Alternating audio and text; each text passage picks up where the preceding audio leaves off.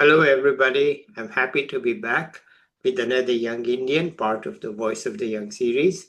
Right now, we have with us Tridip Patir.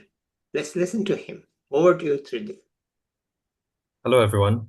So I'll start with a little bit of a background about myself. So I'm Tridip, and I come from a very small town in northeast India, specifically Assam. It's a small place called Dhemaji, and it's quite close to the hills. Not exactly a hilly state or hilly region as such, but surrounded by it. Now, I will get into a little bit of some personal details. Like, for example, when I was very young, about when I was about 13 years old, I did lose my father to cancer, and I was raised by a single mother. So life was tough back then, but then I guess now it's a little bit better. After that, I I was always interested in philosophy now, which will become my major. And then I I joined Hindu College in about University of Delhi in 2019. I did my bachelor's from there. Then I went on to do my master's in it as well. And I realized that most people do not have this combination because most people would do their bachelor's in philosophy, but then they would move on to, say, law or into civil services, for example. And about my hobbies, for instance, I did grow up watching a lot of movies, and I was interested in music. I play the guitar.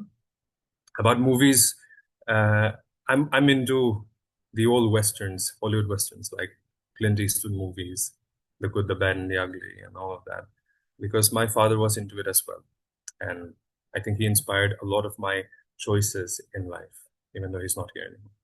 So about my academic journey, like I said, I did my bachelor's and master's in philosophy, and uh, I also qualified the NET exams recently. I was awarded the Junior Research Fellowship, and then I cleared the GATE exams as well. And then obviously I'm eligible to be an assistant professor in philosophy right now. I have not picked up the job yet because vacancies are hard to come by nowadays in academia.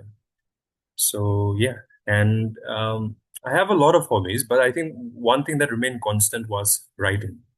I write poems, I write stories.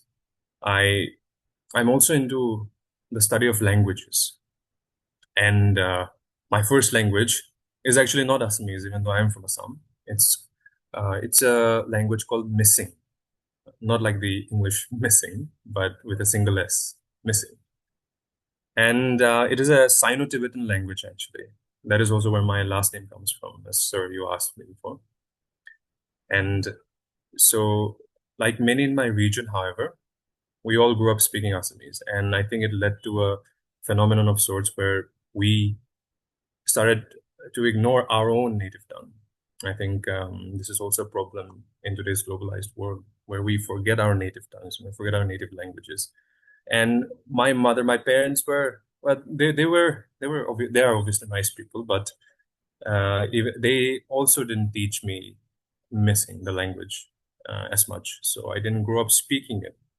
And then I was fine with it in my childhood, but then as I grew up, I I started feeling embarrassed about that. I mean, if you don't know your own language, then who are you, right? So I started learning it by myself, using various resources, and I I spent about 2 or 3 years just studying the language, and I think I'm quite fluent now. In fact, I write poetry in Missing as well. So yeah, and speaking of this globalized, yes, sir. I can't hear you, sir. Yeah, let me just interrupt you. It will reveal my ignorance. I'd never heard of Yes, this language. Okay. yes, sir. Okay. So, Because how many uh, people are familiar with it in Assam? in Approximately. Assam, mm, Or is it into Arunachal also? Where is it spoken? And all right, so I'll tell you. Missing is a sub branch of the bigger Tani languages in the Northeast. Now, what are the Tani languages? There are lots of them. Most of them are concentrated in Arunachal Pradesh, and a little portion of it is also in South China or Tibet, as we know it, South Tibet, technically. And then, so it's kind of like how in Europe the Germanic languages exist, but there are so many different branches of it. English, the Scandinavian languages, German. So it's kind of like that. The Tani people, they inhabit South Tibet, Arunachal Pradesh, and Upper Assam. So even in Assam, if you go to the western parts, like say Guwahati and those areas, they might not be aware of it as much. So we are, in a way, a minority. But then again, we are the second largest tribe in Assam. So there's that. Okay, now is there a script or this is oral? There wasn't a script until the 1970s. Now, in the 1970s, our community got together and tried to think up a script, but the different sounds that it has could not be captured by, say, the Assamese script that was prevalent in the region. So someone came up with the idea that we should use the Roman script with diacritical marks, the marks above Yeah. letters. Yes, so that's what we use now. So you're using Roman diacritical. Yes, Okay. I think most of these Northeast Indian tribal languages use Roman scripts because I think it's easier that way. Okay. All right. Yes. Now, I know this is a highly controversial question for some people, but just from you as somebody who is obviously very keen and interested in missing, where would you put it in the scheme of languages of the past?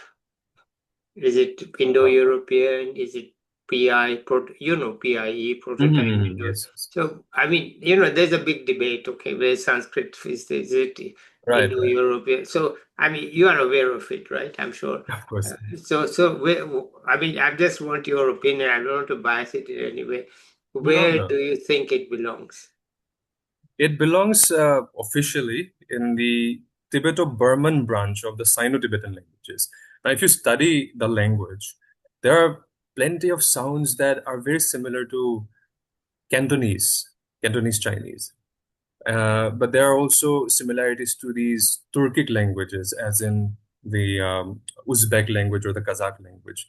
I don't know how the similarities exist, but they do for some reason. Because Assam's here, Central Asia is over there, but there's still some similarities. Maybe there were migrations, but here's the thing: we don't have a written historical record of where we came from. There are oral legends that we came from beyond the Yellow Sea in China, but that beyond could mean anything, even Okay. Mongolia or even Paul. But there's a unique thing, sir, about this, Yeah. about our language. It's that even though it is Sino-Tibetan in origin, there is a lot of influence of the Indo-European languages. Like when I mean Indo-European, I mean the North Indian languages. Like Yeah. there's a lot of influence of Assamese. Some Hindi words sometimes is used as well. For instance, we say for books we say kitab, but then again, kitab is also I think Arabic or Farsi. Yeah, it's Arabic. I don't. Yeah. It's Farsi Yes. at the very least. Right. Okay. It's not pustak. It's a kitab. Yeah, it's not. Kitab. Okay. So, all right. In that language, is the sentence structure like Hindi or is it like English? Like by that I mean, is it object, subject, verb, object, or is it verb at the end? I think it's verb at the end. It's not the same as the Indo-European languages. The closest that I have found are I think it's called in linguistic terms, agglutinative languages like Japanese or Turkish, I think. So in Hindi, um, you might say, if you like somebody, you might say, I like him. There's Yeah. three words. But in missing, if you want to say it, you may say, I murder. That's only one. That's only one word, for example. Okay. So there will be a root word, and then you change the rest of the words accordingly, Okay. context. But if you had to write a more complex sentence, then where Mhm. would the verb come? The verb would come at the end, I believe, Okay. at the end. At the And end. Okay. sometimes it's object, subject, and verb, if I'm Yeah. right, if I'm Okay. correctly. All right. Yes. Okay. There's some So unique markers like that. yeah, so that's different. I mean, it's certainly not the Mhm. Germanic. Germanic, though, it's like English. The Mhm. verb is in the middle. Uh, Right, right. like we are speaking now, the verb is in the middle, Mhm. and the Mhm. verb is at the end in at least the Sanskrit-based Indian Yes. languages. So, Mhm. okay, enough of that. Mhm. What happened to you that you selected philosophy? Is this some disease or is it a choice? What I happened? wouldn't. Uh, I so here's the thing. In India, philosophy is not usually a subject that's available in your high school. Yeah, However, in Assam, it is. And I think Assam I may be wrong though, but Assam might just be the only state in India that provides it as an elective in your high school.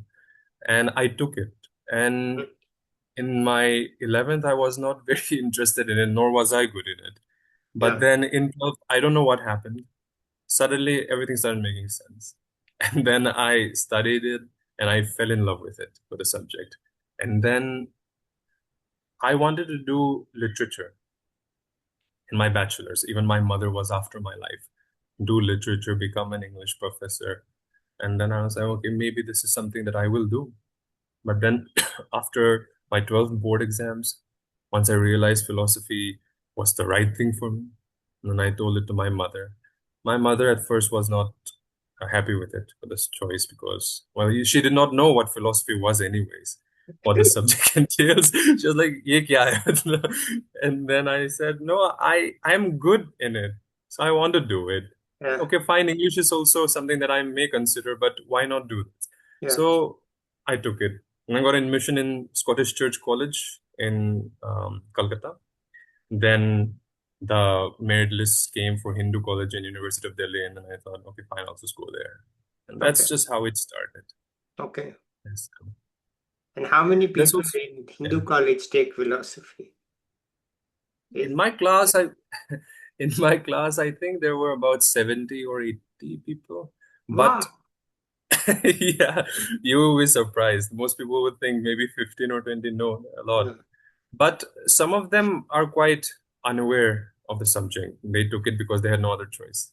And this Okay. is something they would readily admit. Yeah. In our orientation, I remember Yeah. the seniors asked, "Why'd you take philosophy?" और कुछ नहीं मिल रहा था तो मैंने ले लिया.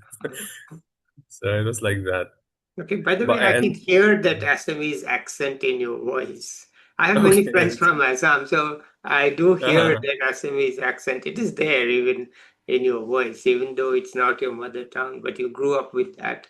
Yes, it was my second language, you could say Yeah, that. okay. Yeah. All right. So good. So That's you took philosophy and you loved it, mhm. right? Yes. Did you top As DU in philosophy or any such thing? I taught my college Yeah, in my bachelor's, yeah. and after that, I studied there itself for masters. But then again, in DU, what happens is even if you're affiliated with a college, you still have to take classes in arts faculty. Yes, Everybody goes there. yeah, So everybody goes there, right? yes. The college is just for name, then it's not, there Hmm. are no classes, master's classes are not in the college. Yes, they're not in the college. It doesn't Yeah, happen there. yeah. So, Uh, please. All right. So, what sort of 5 years has this been for you? Fulfilling, exciting? How would you describe these five? Is it 5 years or 6 years? BA and MA? Um, BA and MA, that's 5 years now. 5 years, right? Still, we did. Five, six You years, did. I guess, because I graduated last year. Yes, sir. No, no, but the courses were for 5 years, right? Oh yeah, the courses were for 5 years. 5 years. Yes. So how would you describe these 5 years? Somebody might say, heck, I may be wanting interested in this. Let's hear from Tridip. What what does it mean? I, yes, I would say obviously it rings true that if you're looking for a quick job, do not take philosophy. That goes without saying. I I knew the risks, I guess, of taking the subject as compared to something like law. I had considered law as well, but Hmm. then I thought somehow I think I just have a natural affinity for philosophy. And 5 years, it was good for me, but it was good for me because I was interested in it. Now, if you're just taking it because you think it's easy, that's not the case. It's not easy. It's actually not easy. There's so many theories and old texts, like from the 16th and 17th century, in the original texts, and you have to decipher it. And people back then did not speak like us, so it's even harder that way. And one thing most people do not know about philosophy is that there's another subject that's attached to it. It's logic, symbolic logic. Yeah. Now, if you want to go into computer science later on, philosophy will actually help. And symbolic logic, that you have stuff like P dot Q is equal to P, and you have so many formulas to memorize. And most people do not expect that when they get into philosophy. They think it's just going to be some hocus pocus or something like that. So But it's there's a not, lot of text to read, isn't it? there's a lot of text to read. It's It's a almost heavy like, reading. yeah, it's a reading heavy subject, but Yeah. it's also very fun if you like it. Okay. So if philosophy is the subject, you either like it or you don't like it. You either Okay. love it or you don't. You can't just pass it and just Hmm. hang on to it. Okay. And do you have Yes. discussions? I guess not in the BA, but in MA, there's some discussion or still just teaching style? There are discussions, sir, since the first day you arrive in philosophy. Okay. They will ask you questions and they will re-teach you about everything that you knew in Hmm. life. And so the discussions continue. I mean, sorry. So the discussions continue. Without discussions, philosophy cannot happen. And that's one thing. One of my professors, Dr. Devasya Anthony in Hindu College, he would take classes even though I couldn't attend it under a tree. So just like the gurukuls of old, and Yeah. they'll sit around a tree and he'll take the classes there. Yeah. It's really nice. It can be fun. Hmm. Hmm. Yes, Okay, good. So you enjoyed it. Okay. yes, sir. And another thing, sir, about philosophy is most people think it's outdated now. I would like to disagree. I think philosophy has become more important nowadays, and not in a very abstract way you might think. With the rise of things like artificial intelligence, a new profile has become very important. AI ethicists, for instance. So to create ethical models for AI and AI literacy, for example, they need a lot of philosophy graduates, and it's the need of the hour. And so philosophy is seeing a sort of a resurgence right now. Hmm. Sorry, sir. And the resurgence is there, and they want philosophy graduates, and that's why even I'm applying to a couple of these artificial intelligence organizations. I recently applied to a fellowship in the UK. I don't know if I'll get it, but it's about just that, AI development. And my plans are to make an ethical model, an ethical framework of human and AI connection. Okay.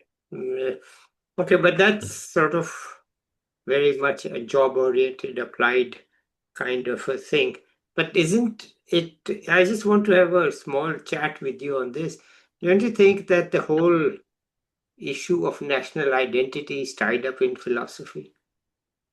The whole issue of national identity. Yeah. I mean, Yeah, who I are think we as a country? Isn't that a philosophical question? right. I think you could make a case for a lot of these. I This is a political question as well, but Yeah. political science Yeah. itself rests on philosophy. Right. You think up a nation, who we are as Indians. The identity of as Indians did not exist, obviously, in the earlier times, and most people may disagree with me. I know there's a lot of debate about that. Uh, the Indian civilization was a thing, sure, but India as a country didn't exist. Most people, like I'll bring in my own place, Northeast, they did not even know India existed. It only came later. Philosophy does help unite people into nations, into uh, or collective groups. You could Mm. make a case for how uh, the Nazis, for example. They Okay. tried to control Germany through philosophy. Right. And I'm not sure if you're aware of it. Adolf Hitler and his Nazi party, they were interested in the philosophies of Nietzsche. Yeah. And yeah, so obviously they twisted it to such an extent that it was very different from what Nietzsche talked Yeah. about. Yeah. But nonetheless, yeah, the writings collectivized the entire Germanic people there. Mm, It led to a lot of problems. So mm. philosophy can either make or break you. Okay. Let me ask you a perhaps stupid, certainly controversial question. Okay. If you have thought about uh, Pakistan as it was created in Mhm. 1947, I think it Mm. lacked a national identity because there was no philosophy of Pakistan. So is that Right. even perhaps a meaningful statement to you? I Is it think a so. political science question? Is it an administrative question? Yes. But at the heart of it, is it who are we? Are we just not India? What are we? So no country is real. It's all fictional. That's something I will say. Yeah. It's all borders are fictional. Yeah. You draw it and you say this is where India ends. Yeah. But this is just something that we drew up. It's not real. It's Yeah. unless it's something like yeah, unless it's something like the Himalayas maybe Because that this divides. Britisher drew the line on in Yeah. Punjab. So how can that be real? I mean, there's a Mhm. guy sitting in London and he drew a line. So obviously that is not real. Okay, Right. that's But just what you yeah, as artificial as you can get. So right, sir. they were left with the job of creating a philosophy for themselves. Mhm. This is my thinking. I'm not a expert. What do you think? I think you're absolutely right, actually, because to make a country, Pakistan obviously did not exist as such before Yeah, 1947. yeah, It was created by conjoining a few of these regions like Sindh or Balochistan, stuff like and that. Bengal. So, yeah, yes, and Bengal. Now, if you ask me, obviously, there's nothing that superficially unites all of these people. Right. Because what commonality does a Punjabi, Pakistani has with a Bengali over here, for example? So there may be religious similarities, but contextually, historically, there has been differences. It's not undeniable. So when you create a country, you need a couple of things like language, that what will be maybe not national, but what will be its official language. You need mythology, something that unites people. And I guess they had that in their religion, Islam, for example. And all religions are philosophy at the end of the day. Of course. And right, yeah. So yeah, so they had to create a philosophy of Pakistan, who we are as Pakistanis, for example. They had to think that up. And some of it, I guess, was successful, some of it wasn't. And right now, what would you say, sir? Do you think it's been successful so far for them? Well, the two nation theory just flopped. Okay. Hmm. And the lack of common language was badly handled, and that created the Bangladesh because Hmm. nobody in any part of Pakistan actually spoke Urdu. No. Yeah. Urdu was begun here as well, no? Yeah, In so India. nobody they in Punjab they spoke Punjabi, in Sindh they spoke Sindhi, in Balochistan they Mhm. spoke Baluchi, in NWFP they spoke the thing, in Bengal they spoke Bengali. So actually, only few people studied Urdu. So Urdu was not a national language; it was an imported Mhm. language of the Mhm. educated people. And literacy rates were so low that hardly anybody knew Urdu. So imposing that Urdu on Bengal um, just didn't work. Right. Just didn't work. And the philosophy that we are not India and afraid of India or afraid of Mhm. Hindus, that also didn't work because it just kept them in suspense as to Mhm. what it is. So anyway, let's leave that aside. It's just a minor thought. Let me hear your ideas. Right, sir. So what you were saying right now about countries needing philosophy. I would also say that in geopolitics, philosophy does play a big role. Now, I was recently invited by this military magazine called DSA. I don't know if you've heard of it. No. DSA is Defense and Security Alert, and they contacted me to write a piece on the recent theme of West Asia and the Middle East.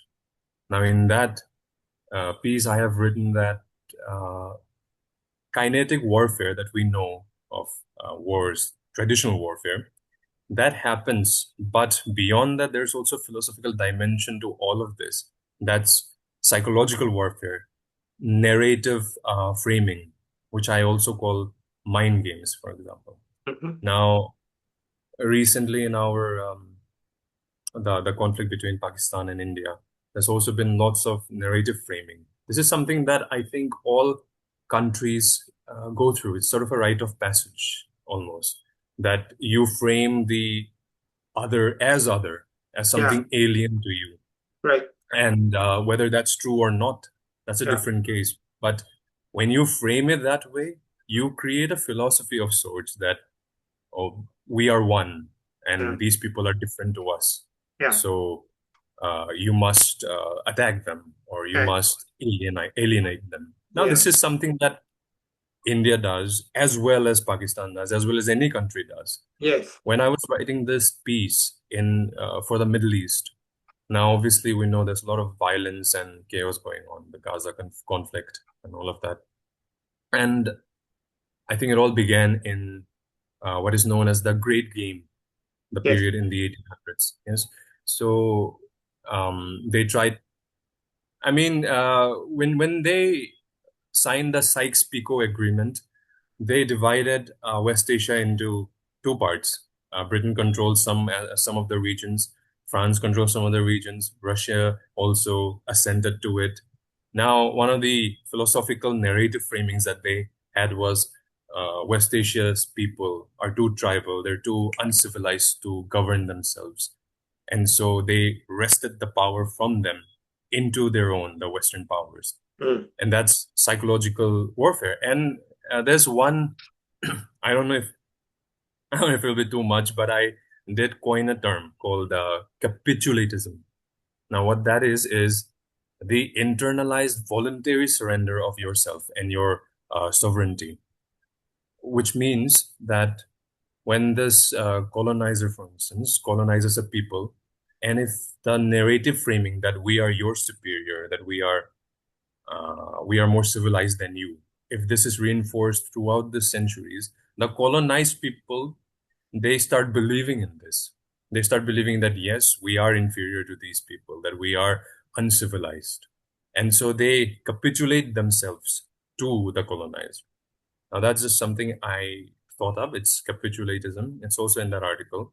And I think the violence and conflict today that you see in the Middle East is a direct continuation of that. Centuries of the Western powers saying, you people are too uncivilized. You people cannot govern yourself, and so we will control this. We will draw border here. We do not care if two ethnic or the same ethnicity is divided into two different countries. We do not care about that because you people are too uncivilized anyways. Now, this was reinforced over many like hundreds of years, and so the people there, they start believing in it, which leads to a lot of violence and conflict today when they try to um, wrestle back their narrative structure, their philosophy that no, what they're saying is not right. I think the same thing goes on in India as well. The case of the English language, for example. Many of our people think that people who speak fluent English are inherently superior to them. They're inherently our leaders. They're smarter than us. These are also traces of this capitulatism that I'm talking about. So they gave away their own autonomy after a Okay. period of this. But Tridip, let me ask you, what was the, this is true now, okay. Mm-hmm. What was the philosophy of the British rule in India since the British actually took over, not East India Company. Mm. What was the British Empire really had India for 90 years, right? Yeah. 1857 to 1947. Before that, technically was the East India Company. But what Mm-hmm. was their philosophy, as you would put it? What was their narrative? Why did they not get capitalism in India? Mm-hmm. Why did the Indians fight for, or did they fight for independence, or they just got it on a silver platter? So, what is the philosophical view of the British in India Mm-hmm. or about India? Yes, sir. So the East India Company, they came as traders. So, there's a shift in narratives over the centuries. In the early, let's just say 1400s or 1500s, India was seen as this exotic place that's very rich. And it was.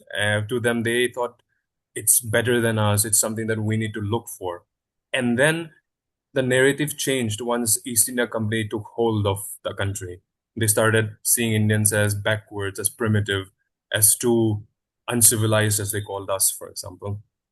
And when the British came, their whole philosophy was to control India, to to be the leaders of our country, because according to them we were too uncivilized to govern. But that was just the narrative. The ulterior motive was to control the region, was to be the leaders of our region. That was their philosophy. Now if you look into the modern day, some of these oh, you asked about why did we fight against the British, right? Yeah, well, why So didn't we have capitalism, which you just introduced? I don't even know how to pronounce it. capitulatism. Capitalism. Okay, fine. It's your term. Right, so I think there was capitulatism for some time. For some time, Indians just did not care because there was no unity with all the kingdoms and the princely states here. So they thought the British are here and they're doing a good job, so just let them be. Not all of us, obviously. And they capitulated to the British. But obviously, we had this partial escape from the clutches of this because of these mutinies and war for independence. It was us trying to rise up from what they framed us as uncivilized, as unable to govern ourselves. So there's always narrative shifts happening in the history of this world. There was this narrative that India was exotic, then India was backward, then Indians kind of accepted it. But then we rose up against it. That's not the narrative that we are going to follow. That's not true. And that has been a narrative for some time now. But if you look at our society today, traces of this still continue. Still so many people believe that the Western people are superior to us. Okay, It's everywhere. let me As ask you a very, very absurd question. Mhm. Since you introduced, did the British capitulate in 1935 to Indians? To India, Yes. uh, politically, I guess yes, but psychologically, I don't think so. They never. Capitulatism is voluntary surrender of your own sovereignty and your own But uh, they identity. basically surrendered to India's fight for independence. After 1935, their heart was not in it, as far as I can tell. Right, right. They capitulated to Gandhi in 1935. They capitulated to him in the Round Table Conference in London. That's political capitalism, I think. Okay, But but there narrative was wise, huh. no. Go ahead. I'm just an amateur at this. No, no. Uh, yeah, so, but narratively, they did not capitulate as such. I mean, for some time, you could say some of the British people, maybe some sections of their government thought, yeah, India did right. It's morally right for India to be independent. But the bigger narrative framing did not see us as this holy grail of civilization that we must let go of. True, but the But purpose yeah, of the Round Table Conference was to devolve some authority, right. right? And we had chief ministers in 1937 and the Hmm. Cripps mission in 1942. I mean, the Cripps mission basically said, guys, if you cooperate, we'll give you a lot of freedom, right? So that's Hmm. capitulation. They did capitulate to. And they didn't say we'll strike you down. And 1945, Hmm. they basically said, okay, we won the war, but we are losing the empire now. It's over. Okay. Hmm. So we won the independence technically in 47, but as far as Right. I read, in 1945, when they sent Lord Babel, the job was, okay, guys, we are done. Okay. Hmm. So isn't that they capitulated? Yes, in a way, I have to develop this theory even more now after what you said. I think there may be two aspects of it, cultural and political, as a nation wise or sovereignty wise. Now, culturally, I don't think that Britain ever capitulated to Indians. Politically, yes, they gave up their interest in us. You could consider that capitulated to our struggle, to our narratives. But culturally, they did not capitulate. They don't see us as better than them, to, if we say it in plain terms. Okay.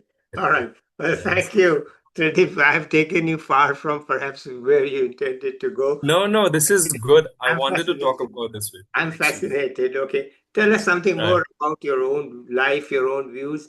You this AI stuff you're going to do, these Hmm. articles on West Asia, and you don't say Middle East, you say West Asia rightly. So, I'm Hmm. hearing these things for the first time from young people. So tell me what's going on with you. What do you intend to do with all this?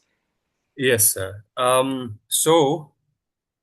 Right now, I I am doing some independent research projects.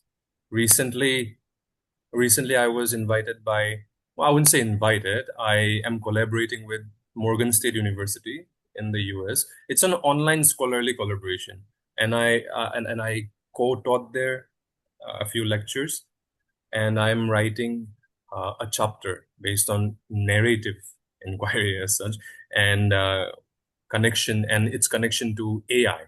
And AI is something that I'm very interested in, but not through the data science or the engineering perspective, but how it shapes us and what it is in our daily lives right now.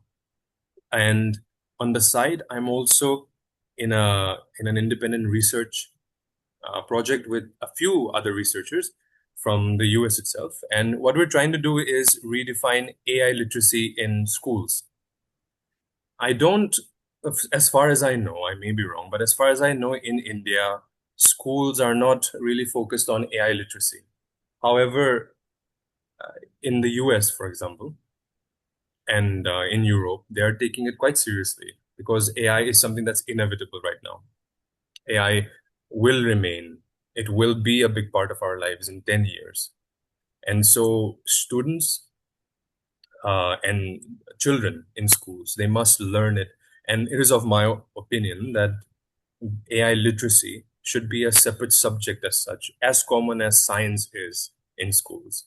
Because you can't just say AI is bad, it may be bad, may be good. You can't just say AI is bad, so I will not learn it at all. It's going to be a very common thing in the future. We are just seeing its infancy right now.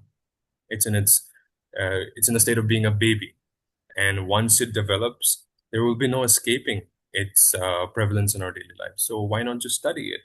That was the basic idea that we had when we began this project, and we're looking to redefine some AI literacy frameworks for schools. And my my vision, I guess I could say it, is to develop these frameworks for the Indian market, for Indian schools. And that is why I want to do my PhD and further studies in this precise field of AI and human relations, and introduce it later on to our schools. Also, the way I look at AI is, I guess most people think it's very radical because I don't look at it as a tool, as something that we must master over. I think AI is very socially embedded and we must treat it as a part of nature that we should have an ethical relationship with, that Okay. we should look at it as kin, almost as our kin, as a member of Earth that deserves equity and respect. And recently I was writing a paper. It's about how I think we should look at AI in the same way as indigenous communities look at certain aspects of nature. Some of these indigenous communities look at trees and other entities, non-conscious entities, as their own family, as somebody they relate with. As we treat dogs, for example, with respect, even though they're not as sapient, as intelligent as us. Mhm. So my whole ethical remodeling is is just this. I'm working on how AI can be treated in the same way as we maybe treat these non-sapient creatures such as dogs. Non-sapient is a very extreme term. I should say proto-sapient because there is a possibility that AI will become sapient in the future. So yeah, so that's what I'm working on right now. Okay.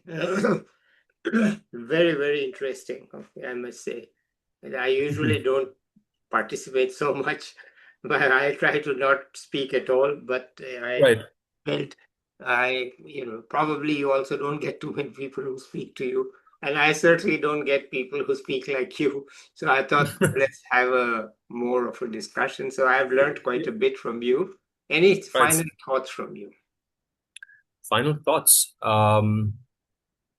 I also want to talk a little bit about. I don't know if we are running out of time Oh here. no, we have time. Not too Okay, much, so but just one topic I would like to talk about. yeah, It's about what we were talking about earlier about myth building for a country, and I am I'm very connected. I guess I'm very interested in my roots in the plights of these indigenous communities around the world, being from one myself, and so even in AI, most people will never think about how indigenous communities or indigenous philosophies and worldviews can influence AI. But I think there is a possibility, there is a way to connect them. That is what I'm working on. But also, I'm working on this project of mine. It's going to launch in August. It's a digital library or cultural repository as such for my people. In that, I will collect all. There are works done on my tribe and my community, but they're very separated. They're very spread out, and I want to collect everything into one place. But I also want to. This is something that you are doing as well. I think it's about how senior citizens of Delhi, if I remember, you're doing this project, right? yes, So yes, so this is also something that I guess you could say I got inspired by that maybe because in my project I'm also trying to come up with a theme called elder testimonies. yes, So testimonies from the elder people of our tribe. I want to post it, but it also functions as sort of a journal in that children from my place, from these rural communities, can send in poems, send in stories, because they may have the talents, but they may not have the opportunities. Now I'm trying to make it very inclusive, and this is something that I am thinking about launching. It's so there's also this one aspect of it where I want to write stories of my own based on my tribe's literature as well as mythology. So original stories. And that's exactly how we can gain the attention of the younger generation because most people of my generation will not be interested in reading a 50-page article about the history of my people. They'll mostly be interested in little snippets and stories written for their entertainment purposes. It's how Tolkien did for England with Lord of the Rings and Silmarillion. And in Finland, there was this person called Elias Lönnrot. He made an entirely new mythology for his place, Finland, all all by himself. And this is something that I'm very inspired by. And I'm not saying that my project will be up to that height as Lord of the Rings, but something that I want to do to create a myth for our people. So, okay. Thank you so much, Tridip. I want to talk to you a bit offline. So let's end mhm. this here today.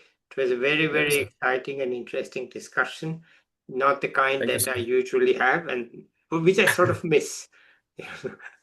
because Right. economists aren't used to any of this stuff.